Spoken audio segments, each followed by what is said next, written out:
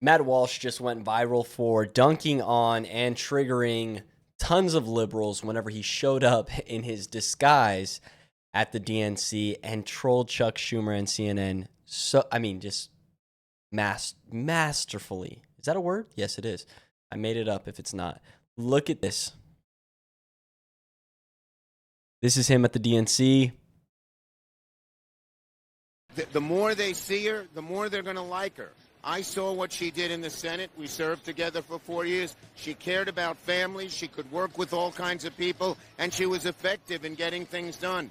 One of the things she pushed, which we succeeded in, was $35 insulin for senior citizens. Now we're going to get it for everybody. What's your response when Trump takes credit of that?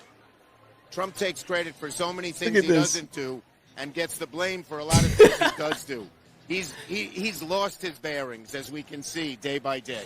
The more they see her, I love it. It's like a Where's Waldo. It's like a Where's Waldo of Matt Walsh. You know, I don't know if you guys spotted him right here, but as like right here, you can see he's just making way to the front right there. And I mean, everybody is finding this to be hilarious. Matt Walsh at the DNC has got to be the best part of 2024. One person wrote, 2.2K likes. People are agreeing. See another one right here. Let's go full screen. The fact that Matt Walsh showed up at the DNC in the same getup he was in for the movie Lady Ballers is the most incredible troll I've seen in a long time. Yeah, that's Matt Walsh in disguise on the convention floor. Look at this. 52,000 likes, 6.2 million views.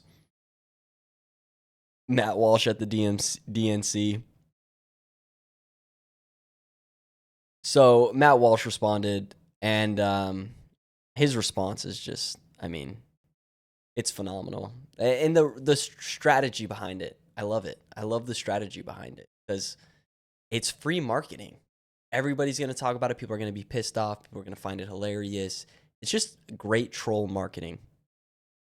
This week, I was deeply honored to attend the Democrat National Convention in Chicago. Now, before I tell you about my experiences, I want to dispel one rumor right away. There are some who assume that I only went to the DNC to shamelessly promote my new film, Am I Racist?, which premieres September 13th. Tickets are on sale now at amiracist.com.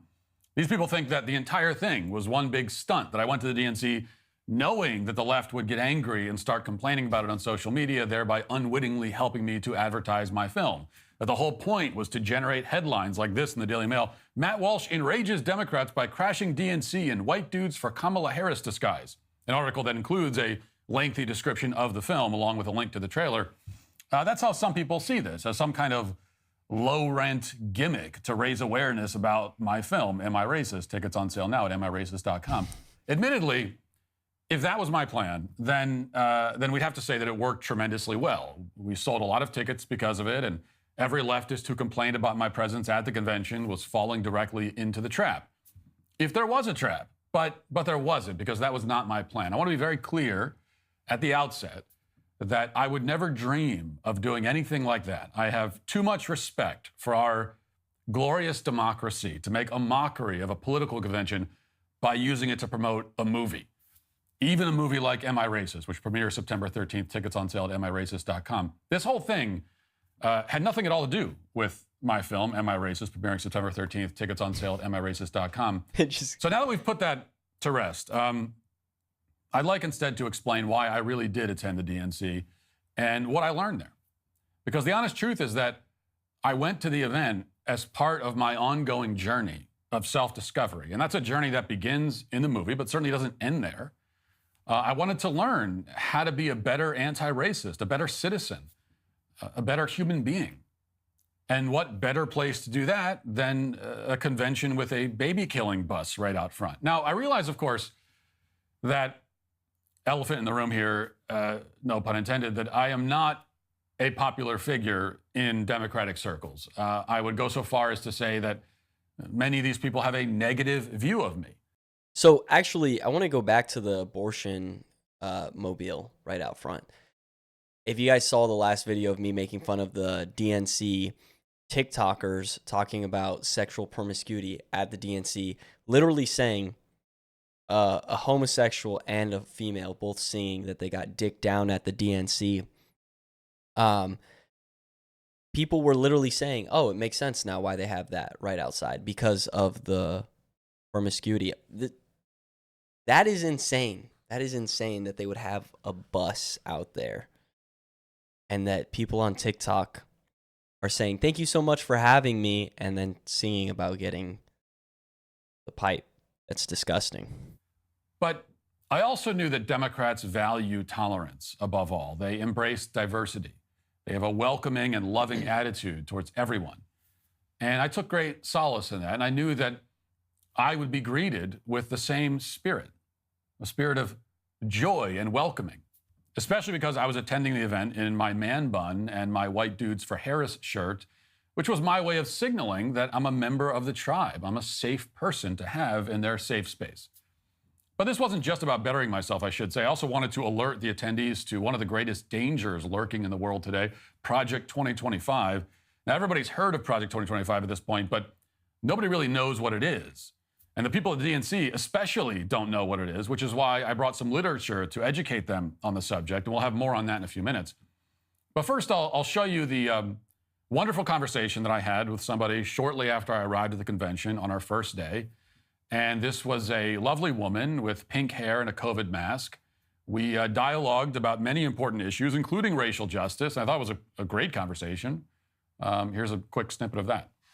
So are you partisan? Well, we're partisan for the truth is what we're partisan right, for. nice. I like that. Partisan for the truth. That's Even good. though I'm wearing a Kamala Harris hat. Right, I know. Right. It's not partisan. But I'm advocating for her to, it's like a non-partisan way. Yeah, exactly. Because if you don't vote for Kamala Harris and Trump gets in, these policies get implemented. Yeah, that's all. We got to stop Trump.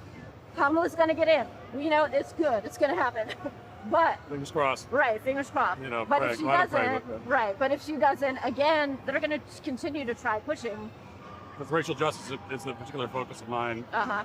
Is that important to you in your personal life, to decolonize, decenter your whiteness? Hands down, absolutely. And everything you do, you have to think about. How do you do that on a daily basis? You get up in the morning, you're decentering. First of all, who has access? Who's at the table? And who's in the room? I'm gonna go a little overboard. Yeah, go. Let's hear it. Let's hear it. If I walk into a room and there are people of color in the room, I want to literally not be in the center of the room. Yep. So I'm walking around the edges of the room. Just so I'm not in the center. Not everyone goes that far. Right, and I'm super committed to it. So that's. I mean, I walk in a room, I'm white, but I'm also an anti-Zionist Jew of Ukrainian descent. I'm also a lesbian. I also, identify as a dyke. So like all those things. You got a couple more. But I don't have to say points, but you have a couple more points. Right. So you have to be aware. I have no points. Well, no, but you have a say, and also. If you're not fighting for reproductive justice as a man, especially as a straight man, that's some work. Okay, this just got so uncomfortable.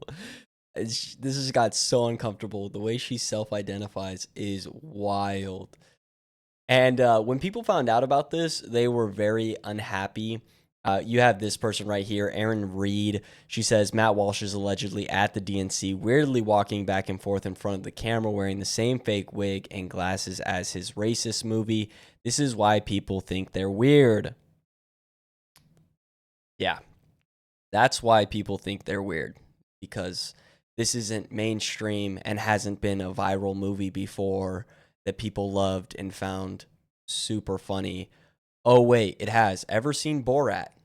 Apparently not. Borat literally does this, and it's freaking hilarious. This is not weird. This is actually, it's already been done. It's kind of a mainstream thing. And it was when Borat went to theaters like 20 years ago. Anyways, guys, that's all we have for today. Please make sure you guys like, comment, and subscribe. And let me know what you think about Matt Walsh triggering the libs and trolling the DNC.